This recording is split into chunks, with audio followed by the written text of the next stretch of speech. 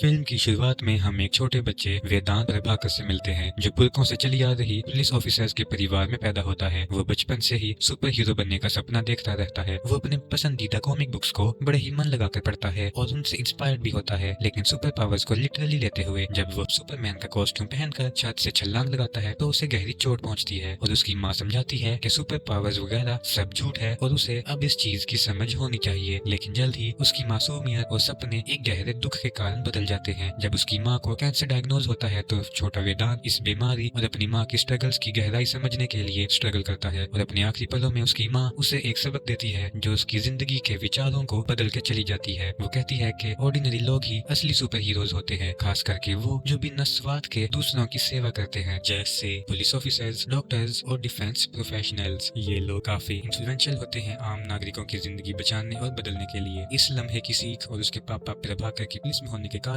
वेदांत के अंदर एक दूसरा सपना भी पैदा होता है कि वो एक दिन लॉ इन्फोर्समेंट में जाएगा और एक महान पुलिस ऑफिसर बनकर अपनी माँ और खुद के सारे सपनों को पूरा करेगा। कुछ साल बाद वेदांत पुलिस एकेडमी से ग्रेजुएट करता है। जज्बे और न्याय के प्रति एक स्ट्रॉन्ग कमिटमेंट के साथ उसकी पहली पोस्टिंग बैंगलोर में होती है, जो कि एक बिजी कोस्टल शहर है और कई चैलेंजेस से भरा पड़ा है। यहीं अपने एरिया को पेट्रोल करते वक्त उसकी मुलाकात स्नेहा से होती है, जो एक इंडिपेंडेंट और कंपैशनेट डॉक्टर है और अंडर प्रिविलेज लोगों की सेवा में अपना सब कुछ उजागर करने को तैयार है। साथ ही हम मूवी की शुरुआत में उसे बहुत से बच्चों को ईव टीजर्स के हाथ से बचाते हुए देखते हैं और इसी वजह से सारी बच्चियां मिलकर उन लफंगों को मार भगाती हैं। वेदांत का अरेंज मैरिज का प्रपोजल भी उसके ना जानते हुए ही स्नेहा के घर ही फिक्स होता है और वो दोनों फिर से इस मीटिंग के दौरान मिलते हैं और वेदांत स्नेहा की अच्छाई और भोलेपन से काफी प्रभावित होता है। स्नेहा को भी वेदांत की सिंसियरिटी और उसका स्ट्रॉन्ग मोरल कंपास पसंद आता है। उनका रिश्ता जल्दी खिल उठता है और उनकी बड़ी धूमधाम से सगाई होती है, जो उनके साथ उनके फ्रेंड्स और फैमिली भी सेलिब्रेट करते हैं। लेकिन वेदांत की आइडियलिस्टिक दुनिया तब हिल जाती है जब वो शहर में हो रहे क्रिमिनल एक्टिविटीज के खिलाफ एक पुलिस ऑपरेशन ऑर्गेनाइज करता है। कई खूंखार गैंगस्टर्स को पकड़ने के बावजूद वेदांत हैरान हो जाता है जब वो देखता है कि उन्हें तुरंत छोड़ दिया गया है करप्ट हायर ऑफिशियल्स के इंटरफेरेंस की वजह से। उसका गुस्सा और बढ़ जाता है जब वो ये जान पाता है कि उसके अपने पापा प्रभाकर भी करप्ट प्रैक्टिसेस में शामिल थे और भारी पर घूसखोरी भी करते थे। ये रेवलेशन वेदांत के अंदर तक काफी गहरा असर डालता है और वो इस पूरे सिस्टम की क्रेडिबिलिटी को क्वेश्चन करना शुरू करता है, क्योंकि सिस्टम अभी भी बिगड़ा हुआ था जिसे कायम करने का उसने वादा किया था।